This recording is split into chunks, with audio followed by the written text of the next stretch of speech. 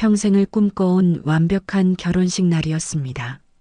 수백 명의 하객 앞에서 능력 있는 건축가인 남편 태준 씨와 나는 영원한 사랑을 맹세하려 했습니다. 하지만 바로 그 신성한 순간 7살짜리 한 아이가 달려와 남편을 아빠라고 부르는 외침과 함께 모든 것이 산산조각 났습니다. 그 아이의 작은 손에 구겨진 쪽지에는 충격적인 진실이 담겨 있었어요. 그 진실은 나에 대한 단순한 배신이 아닌 한 여자의 목숨이 걸린 잔혹한 범죄였습니다. 나는 한 여자의 목숨이 걸린 잔혹한 범죄의 목격자가 되어버렸습니다. 이야기가 궁금하시다면 구독과 좋아요 눌러주세요. 댓글로 지금 어디서 시청하고 계신지 소통해 주신다면 앞으로 더 좋은 영상 제작에 큰 힘이 됩니다. 거대한 샹들리에가 반짝이고 수백 송이의 흰색 장미로 장식된 서울의 최고급 웨딩홀에서 눈부신 웨딩드레스를 입은 선아가 아버지의 팔짱을 끼고 천천히 버진 로드를 걸었습니다. 그녀의 얼굴에는 세상에서 가장 행복한 신부 같은 벅찬 미소가 가득했습니다. 그녀의 시선은 단상 끝 턱시도를 완벽하게 차려입은 태준에게 고정되어 있었습니다. 태준은 태평양 건설의 젊은 건축가로 능력과 인품을 겸비한 완벽한 남편감이었습니다. 그들의 결혼은 많은 사람들의 축복 속에서 마치 한 폭의 그림처럼 진행되고 있었습니다. 태준 씨, 앞으로 우리 행복하게 잘 살아요.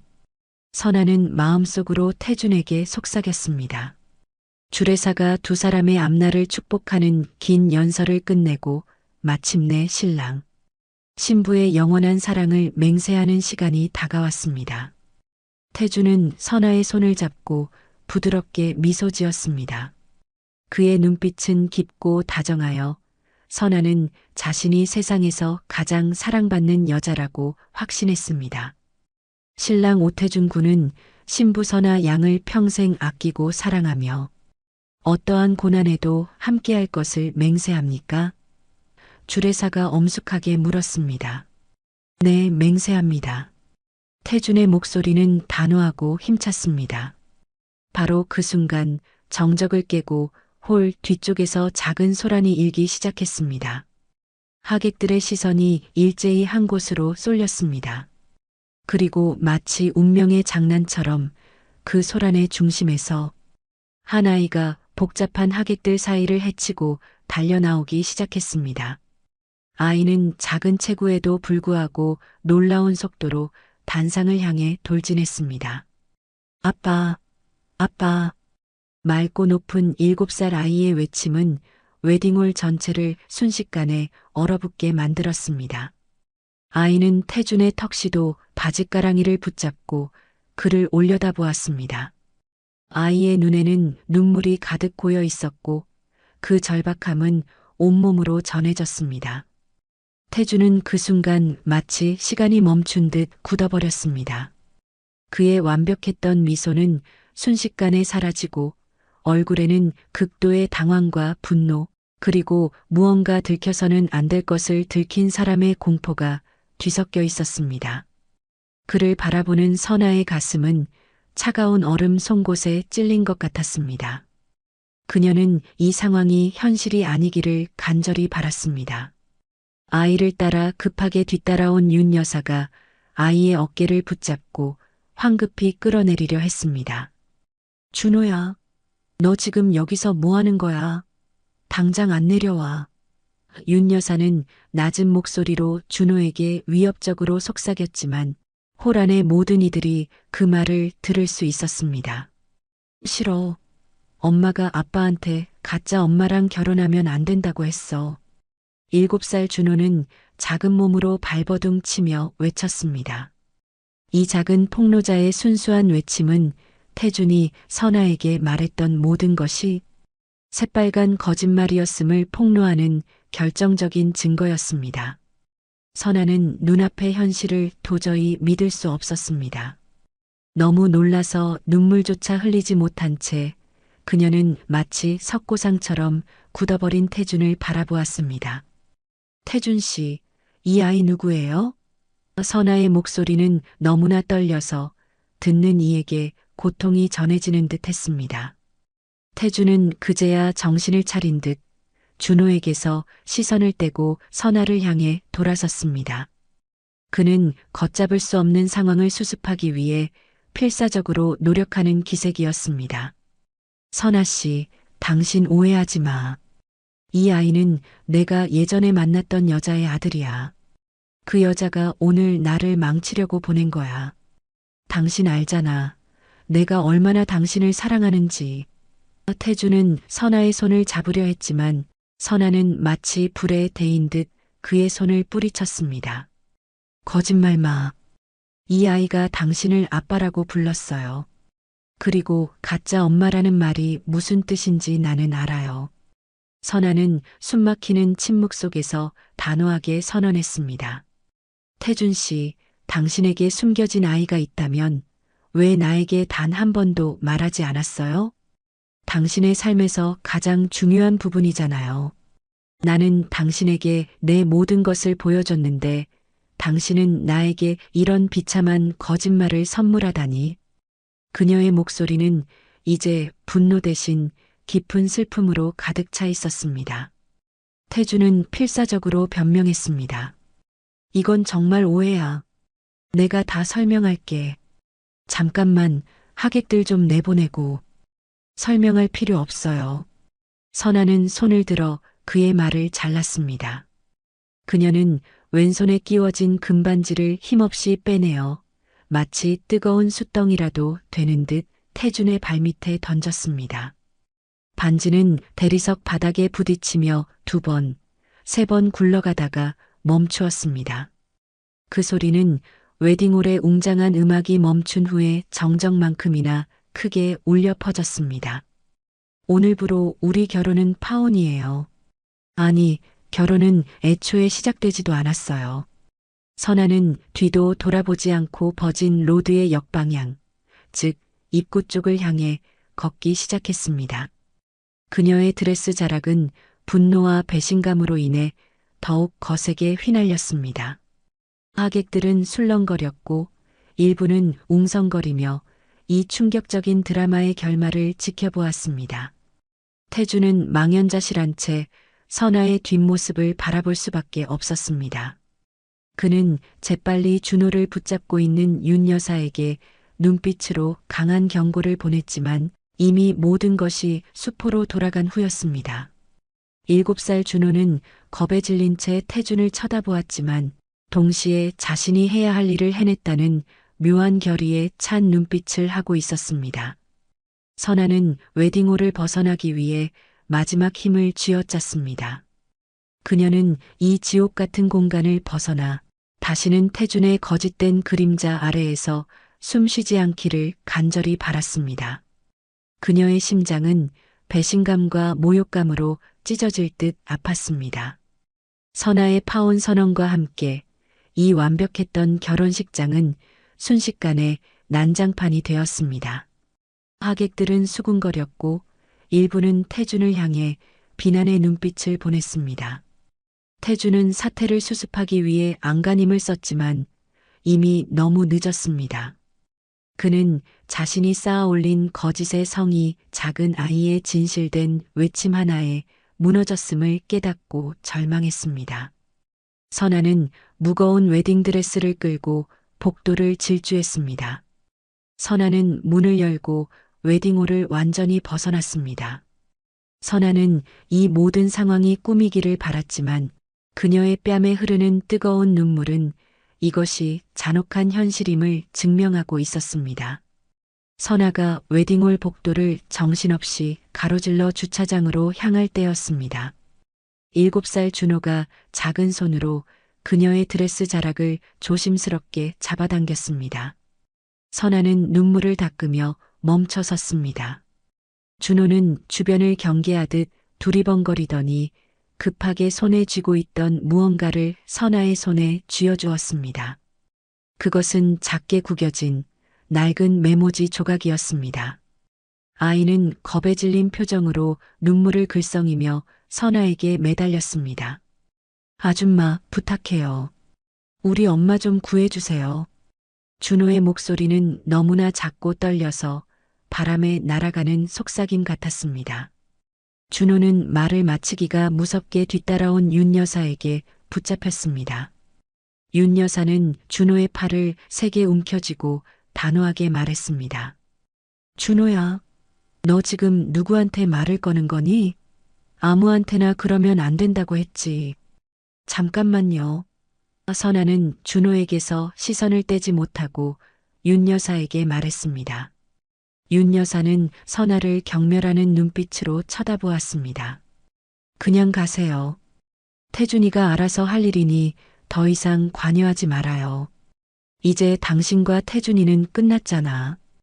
윤 여사는 선아에게 싸늘하게 선을 그었습니다.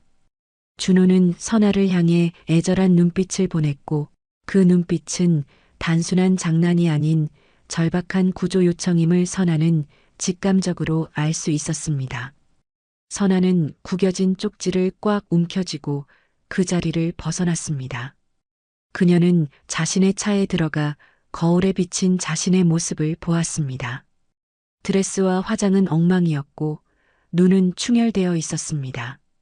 그녀는 손에 쥐고 있던 쪽지를 조심스럽게 펼쳤습니다.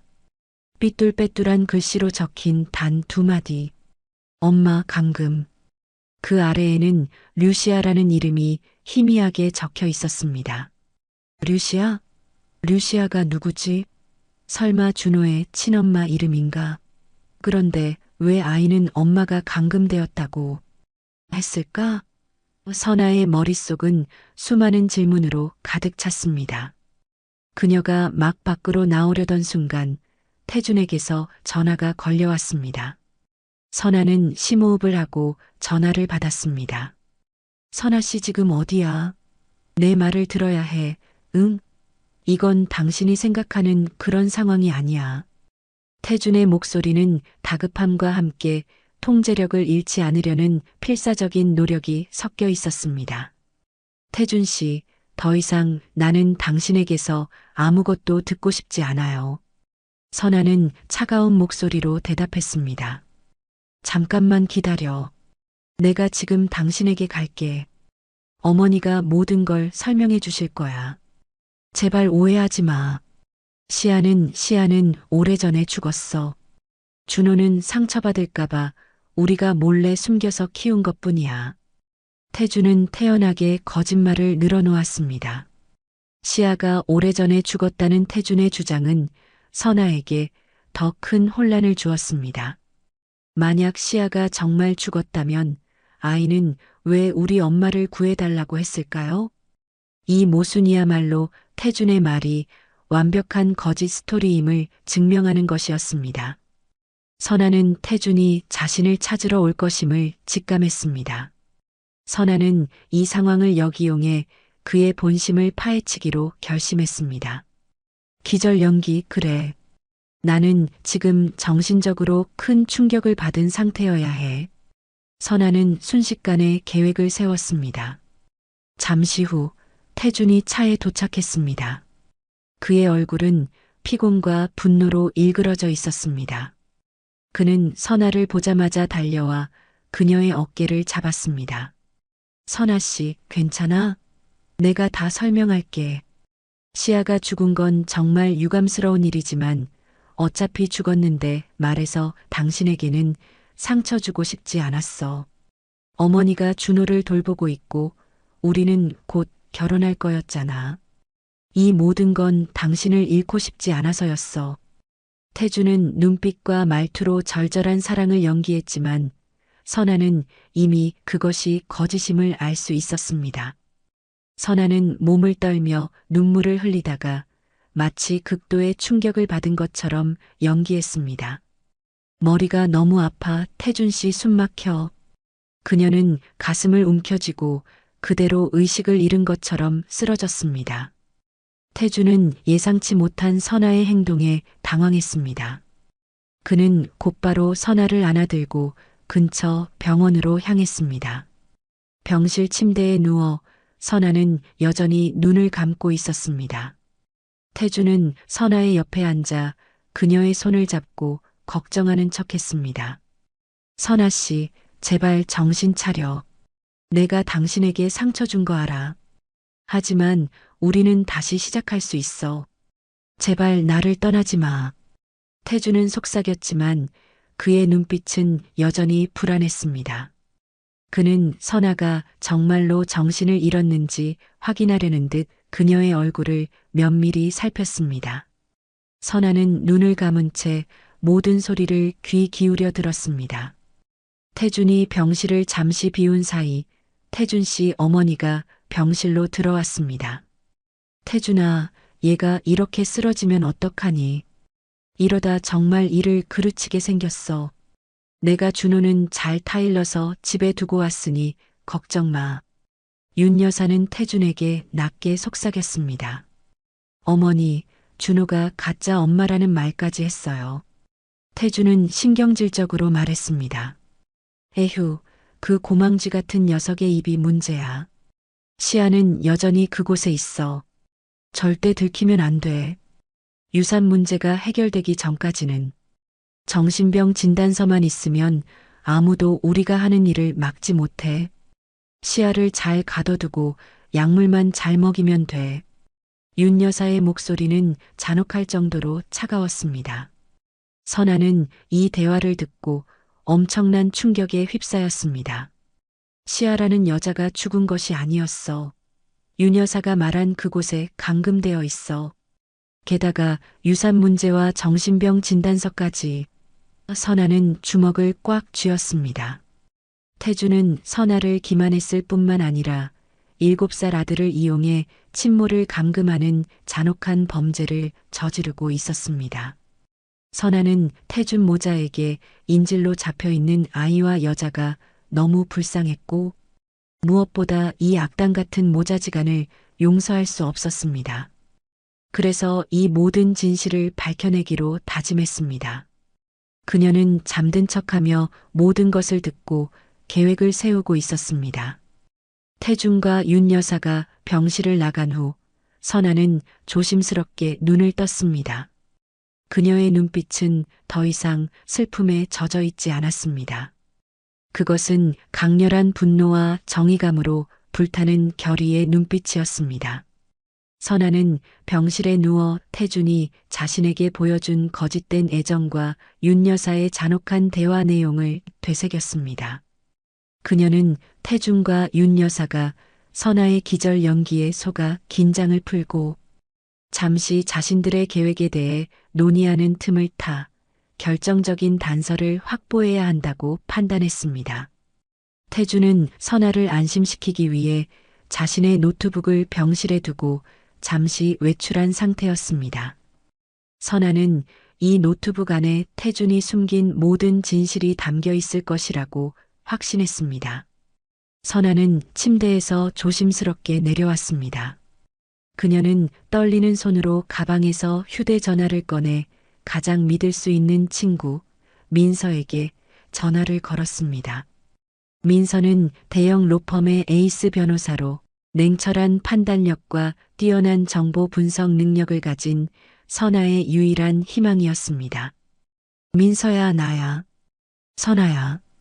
선아는 목이 잠긴 목소리로 말했습니다. 선아야, 너 괜찮아? 결혼식장에서 도대체 어디로 간 거야? 너 지금 어디니? 민서는 걱정으로 가득 찬 목소리였습니다. 민서는 선아가 겪었을 충격과 고통을 짐작하고 있었기에 목소리에는 근심 걱정이 가득 담겨 있었습니다.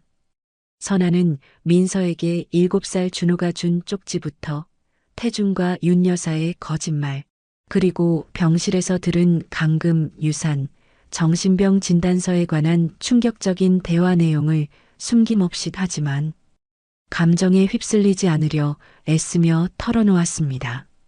민서는 잠시 침묵했습니다. 그녀는 선아의 이야기를 듣는 동안 태준의 모든 행위를 법적으로 분석하고 있었습니다. 말도 안 돼, 오태준이 그런 사람이라고? 알았어. 일단 진정해. 너 혼자 감당할 수 있는 일이 아니야. 내가 지금 당장 그 병원으로 갈게. 절대로 혼자 움직이면 안 돼. 민서의 목소리에는 차분함과 함께 단호한 결의가 담겨 있었습니다. 민서의 확고한 태도는 선아에게 큰 안도감을 주었습니다. 민서가 병원으로 오는 동안 선아는 태준의 노트북을 열어보았습니다. 비밀번호는 태준의 생일로 설정되어 있었습니다. 선아는 그의 기만적인 행동에 분노를 사기며 노트북을 잠금 해제했습니다. 그녀는 태준의 메일함과 클라우드 폴더를 재빨리 훑어보았습니다. 그 속에서 그녀는 태준이 필사적으로 숨겨온 류시아의 흔적을 찾기 시작했습니다. 그녀는 파일을 검색하는 동안에도 혹시 태준이 돌아올까봐 문 쪽을 끊임없이 살피는 불안감에 시달려야 했습니다. 가장 먼저 선아의 눈에 들어온 것은 태준의 개인 파일에서 발견한 그림 사진 파일이었습니다.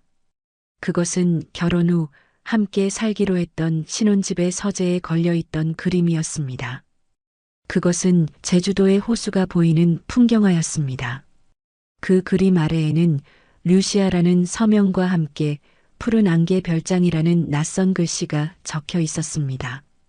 이 그림은 태준이 선아에게는 선물 받은 그림이라고 속였던 바로 그 그림이었지만 시아가 살아있다는 가장 유력한 물리적 증거였습니다. 선아는 그 사진 파일과 함께 태준이 한 의사와 주고받은 메일 내용을 발견했습니다. 메일의 내용은 류시아의 정신 감정 결과와 관련된 것이었는데 후견인 선임과 장기 입원 필요 등의 법률 용어가 난무하고 있었습니다. 이메일에는 거액의 금융거래 내역도 첨부되어 있었습니다. 태준은 류시아의 유산을 완전히 가로채기 위해 금전적 거래를 통해 완벽하게 법적 함정을 설계하고 있었던 것입니다. 선아는 노트북 화면을 휴대전화로 꼼꼼하게 사진 찍고 이 모든 증거들을 민서가 알려준 암호화된 클라우드 폴더에 업로드했습니다. 이 증거들이 그녀의 유일한 무기였습니다. 그녀는 증거 확보를 마친 후 태준이 돌아오기 전에 다시 침대에 누워 잠든 척했습니다. 잠시 후 민서가 병실에 도착했습니다. 그녀는 선아에게 위로의 말을 건네는 대신 냉철하게 상황을 분석하기 시작했습니다. 선아야, 내가 보낸 자료 다 확인했어. 그림 속 푸른 안개 별장과 윤 여사 명의의 제주도 부동산 등기부 등본을 교차 확인했지. 그 별장은 태준이 시아를 감금했을 가능성이 99%야. 게다가 태준이 의사와 주고받은 메일은 명백한 공문서 위조 및 감금 계획의 증거가 될 수 있어. 민서는 차분하지만 확신에 찬 목소리로 말했습니다. 민서야, 그럼 시아라는 여자는 살아있는 거지? 그 아이의 엄마가 태준에게 감금된 채 고통받고 있는 거잖아. 선아는 울먹였습니다. 그녀의 목소리는 절망감에 젖어 있었습니다. 그래. 태준의 최종 목표는 시아에게서 수백억 대 유산을 완전히 빼앗는 거야. 그는 시아를 정신 이상자로 몰아 후견인 자격을 얻으려 한 거야. 너는 지금 단순한 배신을 당한 게 아니라 잔혹한 범죄의 목격자이자 피해자야. 민서는 선아의 손을 잡고 위로했습니다. 선아는 민서에게 준호라는 아이가 자신에게 건넨 쪽지 이야기를 하며 7살 아이가 얼마나 절박하게 엄마를 구하려 했는지 설명했습니다. 준호의 그 작은 손이 나에게 희망을 줬어. 나는 그 아이를 실망시키고 싶지 않아, 민서야. 무엇보다 나도 그 아이가 아니었다면 시아 씨처럼 되었을 수도 있었을 거야. 너무 소름 끼쳐. 알았어. 우리가 시아 씨와 준호를 구해보자. 하지만 경찰에 바로 신고하는 건 위험해. 태준이 이미 정신병 진단서라는 방패를 준비했기 때문에 경찰이 섣불리 움직이면 시아 씨는 정말 국립정신병원으로 끌려갈 수도 있어. 그렇게 되면 우리는 시아 씨를 다시 찾을 수 없어. 우리는 태준의 법적 방패를 무너뜨릴 결정적인 증거가 필요해. 민서는 신중하게 계획을 세웠습니다. 선아는 태준을 향한 분노와 류시아를 향한 연민, 그리고 준호의 간절한 부탁에 응답해야 한다는 책임감으로 가득 찼습니다. 이 병실은 선아에게 단순한 휴식 공간이 아니라 진실을 향한 험난한 여정을 시작하는 공조의 벙커가 되었습니다. 민서는 선아에게 당분간 태준을 안심시키고 평소처럼 행동하도록 지시했습니다. 태준에게 네가 아직 충격에서 벗어나지 못했고 그를 용서할 가능성이 있다는 것처럼 보여야 해. 그래야 그가 경계를 늦추고 우리가 시아 씨의 위치를 찾아낼 시간을 벌 수 있어.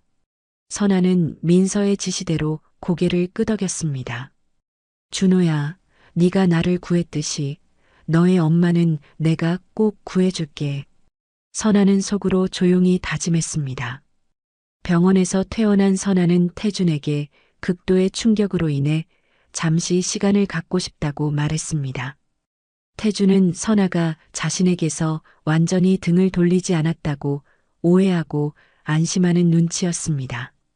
그는 선아에게 사과하는 척하며 그녀의 모든 요구를 들어주려 했습니다.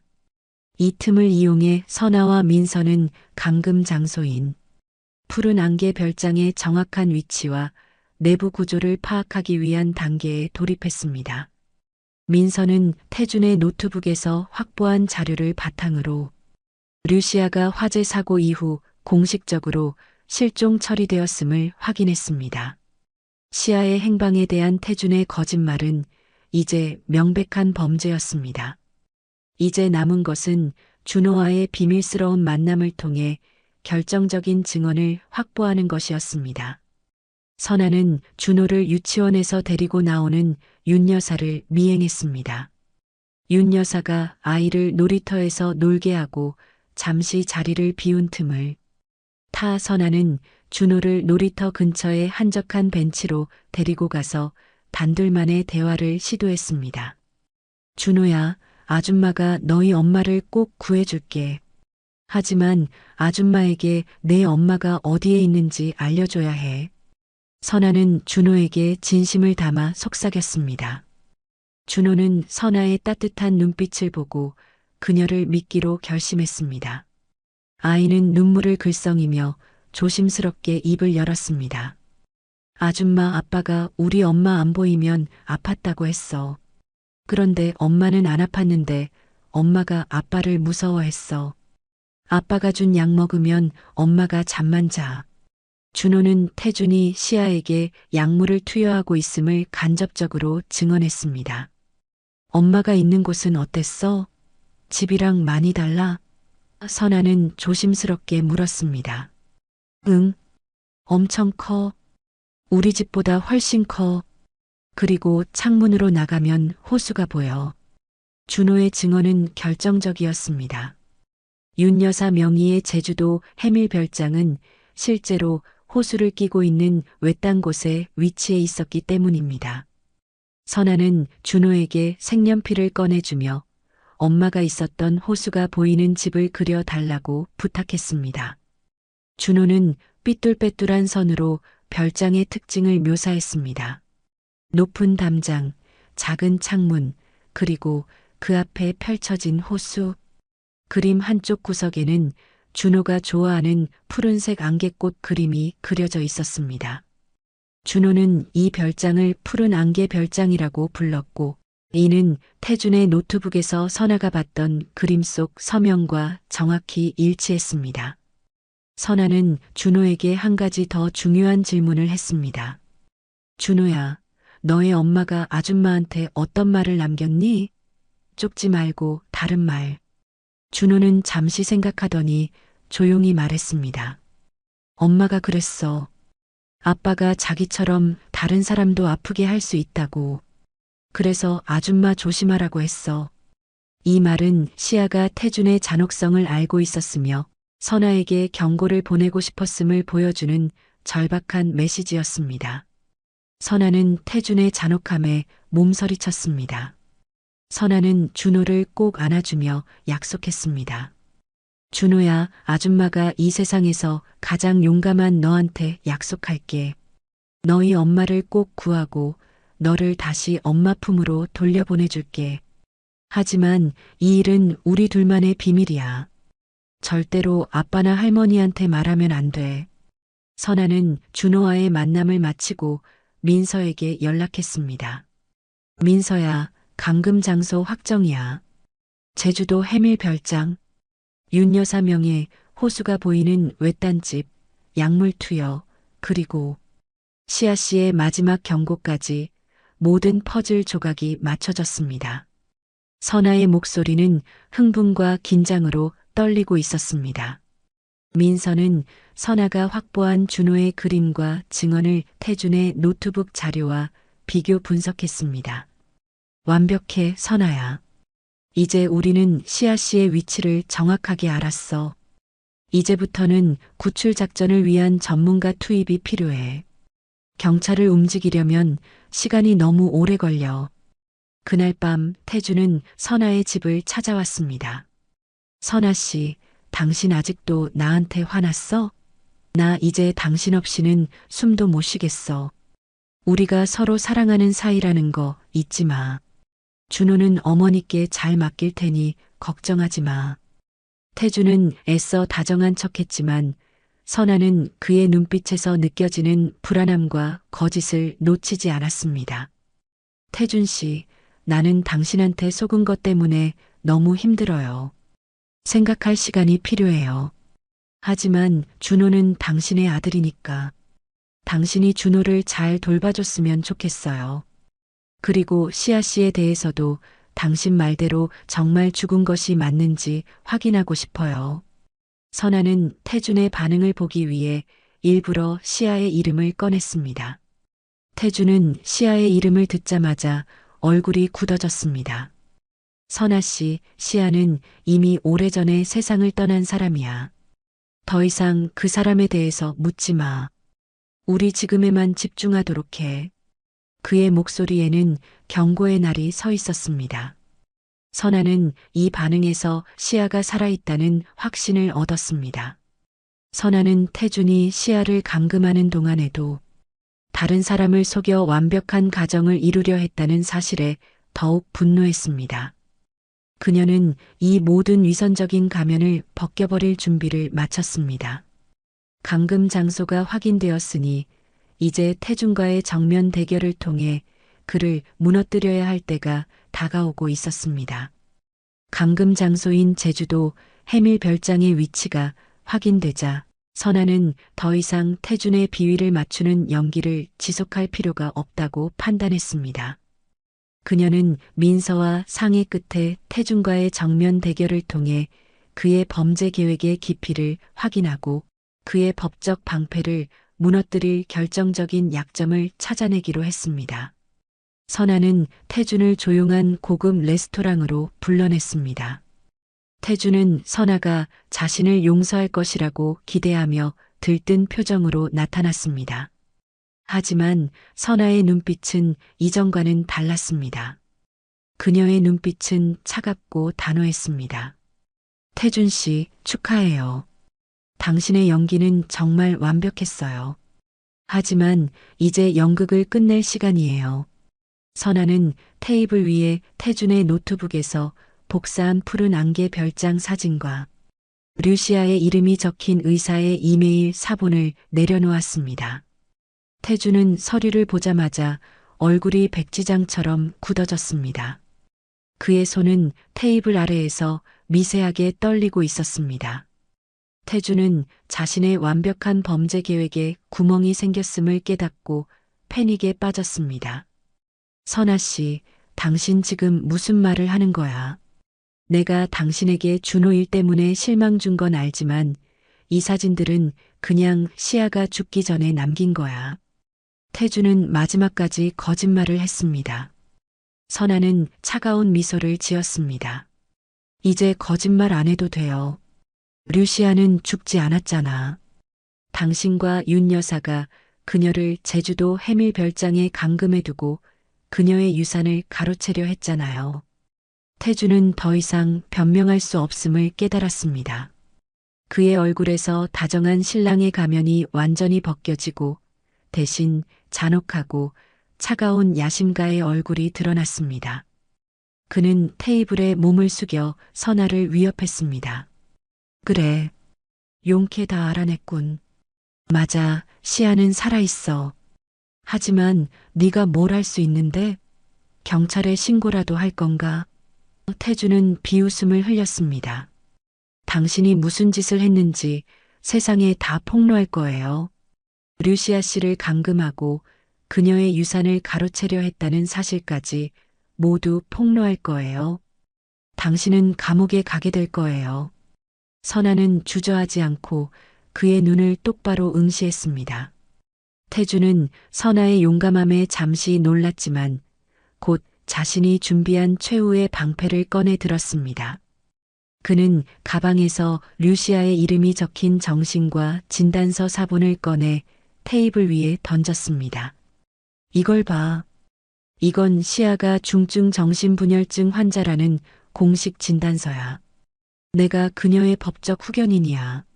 나는 그녀의 안전과 건강을 책임지는 보호자일 뿐이야. 내가 그녀를 보호시설이 아닌 내 사적인 별장에 요양시키고 있는 것뿐이라고. 법적으로 아무 문제 없어. 네가 경찰에 신고해봤자 경찰들은 위험하다며 그녀를 정신병원에 쳐넣을걸. 태준의 목소리는 섬뜩할 정도로 차가웠습니다. 네가 날 건드리면 너는 시아를 영원히 이 사회에서 격리시키는 꼴이 될 거야. 당신은 시아에게 지옥을 선물하는 셈이라고. 생각해봐. 어린 준호가 엄마를 정신병원에 보내는 사람이 너라는 것을 알면 어떻게 될까? 이것은 최후 통첩이자 무서운 협박이었습니다. 태주는 선아를 궁지에 몰아넣었습니다. 시아를 구하려 들면 오히려 그녀를 영원히 세상에서 격리시켜버리겠다는 악랄한 계략이었습니다. 선아는 눈앞의 서류와 태준의 잔인한 협박에 충격을 받았습니다. 선아는 민서에게 배운 대로 침착함을 유지하려 애썼습니다. 그녀는 테이블 위의 진단서를 뚫어지게 쳐다보았습니다. 이 진단서가 태준의 모든 힘의 근원이었습니다. 당신은 정말 악마군요. 당신의 최종 목적이 뭐예요? 왜 이렇게까지 하는 거죠? 선아는 떨리는 목소리로 물었습니다. 내 목적은 분명해. 시아의 수백억 대 유산을 완벽하게 내 것으로 만드는 거야. 그녀는 재능만 있을 뿐 돈을 다룰 줄 몰라.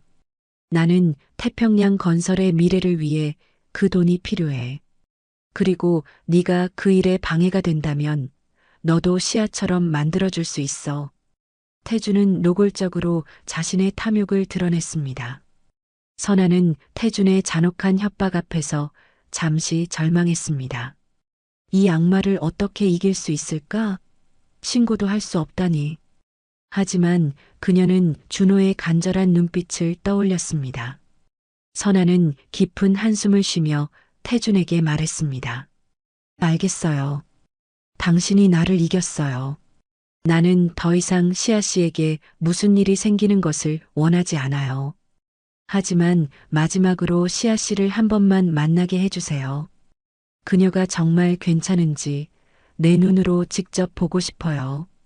내가 당신에게 완전히 굴복했다는 것을 그녀에게 보여주고 다시는 아이를 시켜 제게 구조 요청을 하지 말아달라고 말할게요. 그녀에게 당신의 후견인 자격을 인정하라고 할게요. 태주는 선아의 제안에 잠시 의아해했지만 곧 승리의 미소를 지었습니다. 그는 선아가 자신의 협박에 넘어왔다고 확신했습니다. 좋아. 당신은 여전히 현명한 여자군. 당신의 요구를 들어줄게. 하지만 단둘이 만날 수는 없어. 내 어머니와 함께 짧은 면회를 허락하지. 선아는 굴복하는 척 연기하며 태준의 제안을 받아들였습니다. 그녀의 이 항복은 사실 민서와의 구출 작전을 위한 교두보를 마련하는 그들의 지능적인 속임수였습니다. 선아는 태준과의 대결에서 잠시 물러났지만 이 후퇴는 더 큰 전진을 위한 전략적 선택이었습니다. 선아는 태준이 잠시 자리를 비운 사이 민서에게 급하게 메시지를 보냈습니다. 접근 허가 확보. 주말 해밀 별장 면회. 태준의 법적 방패는 정신병 진단서와 후견인 권리. 증거를 무력화할 의사 자백 녹취가 필요해. 선아의 심장 박동은 격렬했습니다. 그녀는 이제 사자굴 안으로 스스로 걸어 들어가야 하는 상황에 처했습니다. 선아가 태준의 협박에 굴복하는 연기를 펼쳐 시아와의 면회 기회를 확보하자 민서는 즉각적으로 구출 계획 수립 단계에 돌입했습니다. 태준이 가진 법적 방패, 즉 류시아의 정신병 진단서를 무력화하는 것이 최우선 목표였습니다. 민서는 선아에게서 들은 의사의 이름을 바탕으로 해당 의사가 과거에도 재산 관련 분쟁에서 허위 진단서를 발급해왔다는 정보를 신속하게 수집했습니다. 민서는 그 의사에게 접근하여 태준에게서 돈을 받고 진단서를 위조했다는 사실을 녹취해 줄 것을 요구했습니다. 처음에는 거부하던 의사는 민서가 준비한 그의 불법 행위에 대한 명백한 증거와 법적 압박에 결국 굴복하고 태준의 지시에 따라 진단서를 위조했음을 상세하게 자백하는 음성 파일을 민서에게 넘겨주었습니다. 선아야, 성공했어. 태준의 법적 방패는 이제 종이 조각이야. 이 녹취 파일은 태준이 저지른 공문서 위조, 불법 감금 및 후견인 권리 남용의 결정적인 증거가 될 거야. 이제 시아 씨를 구출할 수 있어. 민서는 승리감을 감추지 못하고 말했습니다. 한편 선아는 태준의 지시에 따라 제주도 해밀 별장으로 떠날 준비를 했습니다. 그녀는 겉으로는 비참하고 수동적인 모습을 유지했지만 속으로는 민서와의 구출 작전을 위한 세부 사항을 끊임없이 검토했습니다. 민서는 구출 작전을 위해 자신의 인맥 중 가장 신뢰하는 보안 전문가인 김도진을 제주도로 급파했습니다. 김도진 팀은 별장의 지형, 보안 시스템, 그리고 침입 경로를 은밀하게 분석했습니다. 별장은 외딴 호숫가에 위치해 있었고 출입구가 하나뿐이며 높은 담장으로 둘러싸여 있어 정면 돌파는 불가능했습니다. 선아야, 태준은 시아 씨를 영원히 가두고 그녀의 재산을 모두 처분하려 한 거야. 단순한 치정극이 아니야. 이건 잔혹한 경제 범죄이자 인권 유린이야. 민서는 태준의 탐욕에 치를 떨었습니다. 민서와 김도진 팀이 설계한 구출 작전은 다음과 같았습니다. 첫 번째, 선아의 침투. 선아는 태준이 허락한 면회 시간을 이용해 별장에 진입합니다. 두 번째, 비밀 신호. 선아는 시아가 있는 방을 알아내고 김도진 팀에게 문자로 알립니다. 세 번째, 정전 유도. 선아의 신호가 확인되면 김도진 팀은 외딴 별장 주변의 전기 공급 시설에 접근하여 단기적인 정전을 유도.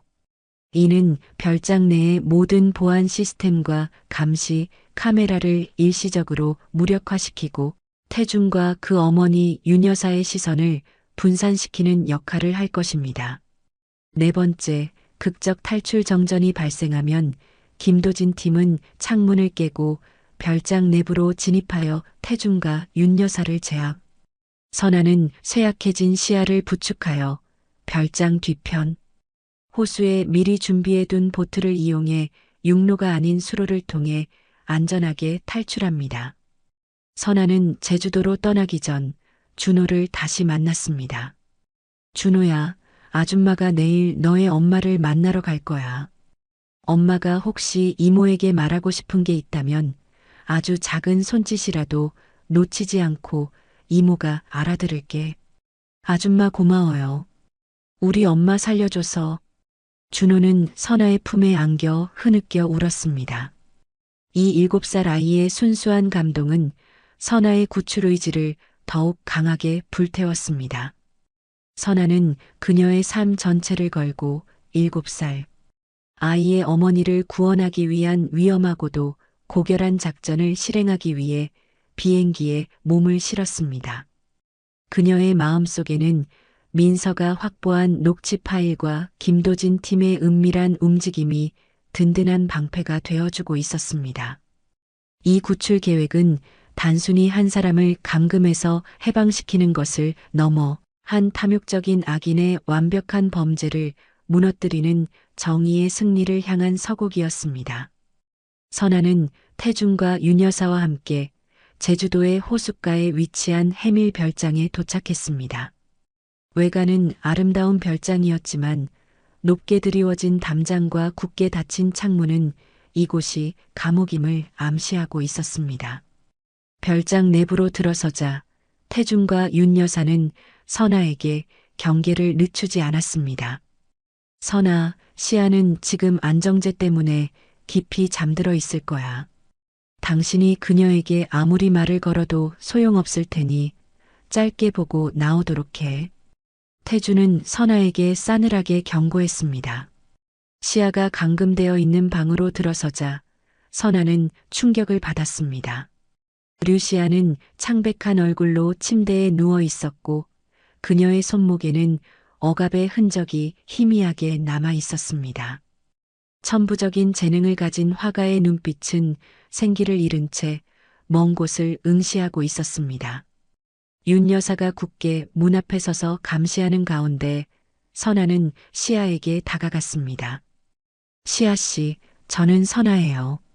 태준 씨의 예비 신부였어요.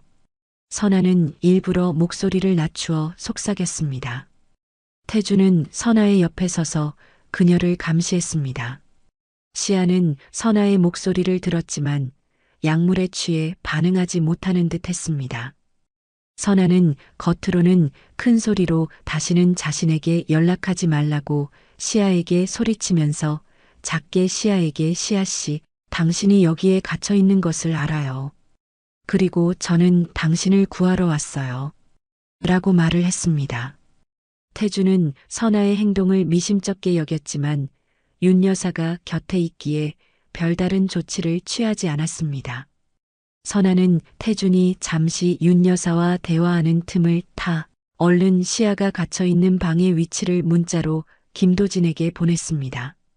선아의 가슴은 터질 듯 뛰었습니다. 시아의 미세한 손짓은 선아에게 당신이 나를 구원할 수 있는 유일한 사람이다라는 절절한 메시지처럼 느껴졌습니다. 선아는 시아의 손을 잡고 잠시 눈을 감았습니다.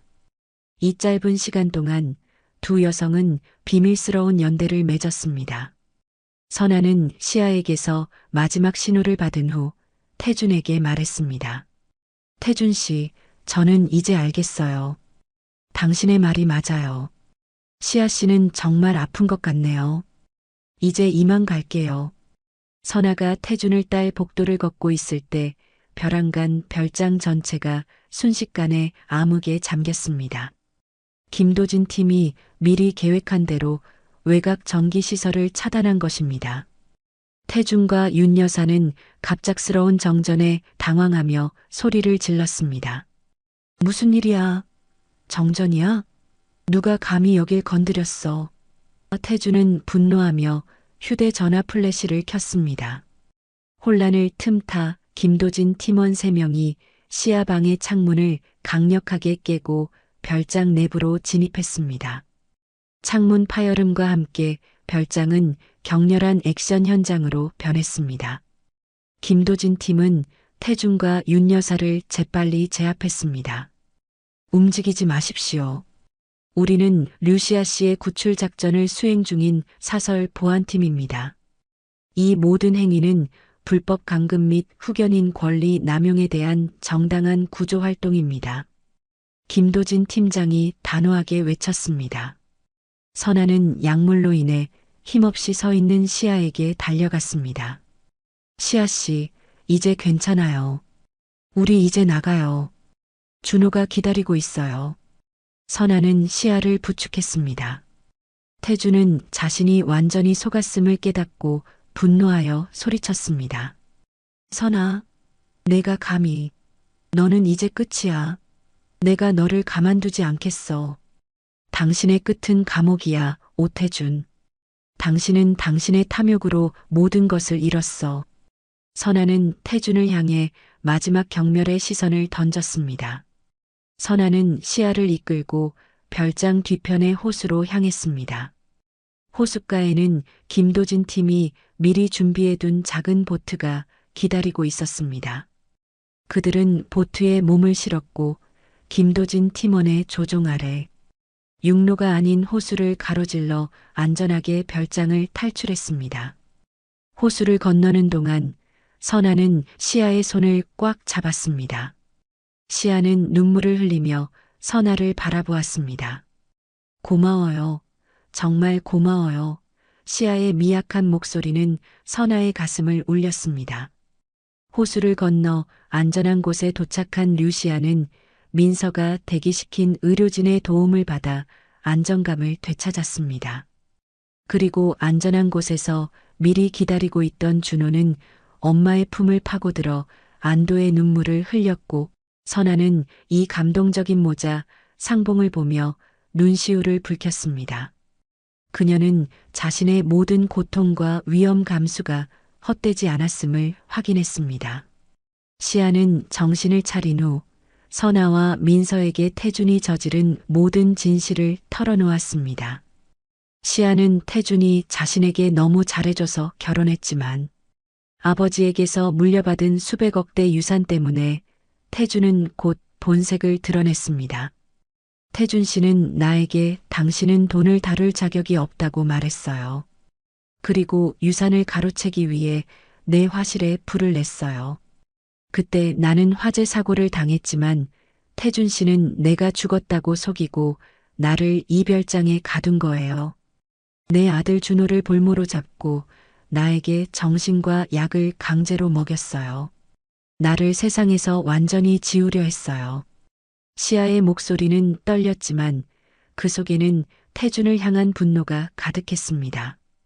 민서는 시아의 증언과 함께 자신이 확보한 의사의 허위 진단서 위조 자백 녹취 파일, 태준의 노트북 증거, 그리고 윤 여사 명의의 부동산 서류를 종합하여 검찰에 제출했습니다.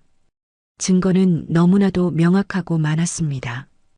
태준이 설계한 모든 법적 함정은 민서의 철저한 조사와 증거 수집 능력 앞에서 속수무책으로 무너졌습니다.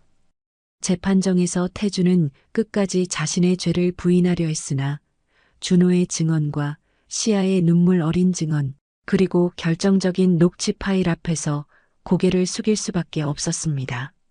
이 잔혹한 범죄에 가담한 윤 여사의 죄도 함께 단죄되었습니다. 법정은 오태준에게 징역 20년을, 그의 어머니 윤 여사에게는 징역 12년을 선고했습니다. 태평양 건설의 젊은 건축가로 촉망받던 오태준은 자신의 탐욕과 위선으로 모든 것을 잃고 차가운 감옥에 갇히게 되었습니다. 이 정의로운 심판은 선아와 민서, 용감한 두 여성의 공조가 만들어낸 통쾌한 결과였습니다. 시아는 태준의 감금으로 인해 잃었던 건강을 되찾기 위해 긴 회복의 시간을 가졌습니다. 준호는 이제 엄마의 품에서 벗어나지 않고 엄마의 사랑을 듬뿍 받으며 안정감을 찾아갔습니다. 선아가 준호에게 보여준 용감한 행동은 시아에게 큰 힘이 되었습니다. 시간이 흘러 시아는 트라우마를 극복하고 다시 붓을 들었습니다. 그녀는 자신을 가뒀던 호숫가 별장의 어둠 대신 준호의 순수한 눈빛과 선아의 용감함을 화폭에 담아내기 시작했습니다. 시아는 다시 화가로서 재생했고 그녀의 작품들은 그녀의 고난과 승리를 담아내며 사람들에게 큰 감동을 주었습니다. 선아는 다시 교단으로 돌아왔습니다. 그녀의 삶은 이전과는 완전히 달라졌습니다. 준호의 어머니를 구원함으로써 그녀는 스스로의 삶 또한 구원받았음을 깨달았습니다. 그 사건이 있은 후 민서와의 우정은 더욱 단단한 뿌리를 내렸으며 시아와 준호는 그녀의 인생의 영원한 인연이 되었습니다. 한 소년의 작은 쪽지에서 시작된 모든 고난을 이겨낸 그녀는 진정한 용기와 정의가 무엇인지 세상에 증명했습니다. 오늘 이야기를 끝까지 들어주셔서 감사합니다. 영상 보시고 느끼신 감정, 댓글로 함께 나눠주세요. 여러분의 한마디가 누군가에겐 큰 위로가 될 수 있습니다. 영상이 마음에 드셨다면 구독과 좋아요로 응원 부탁드립니다.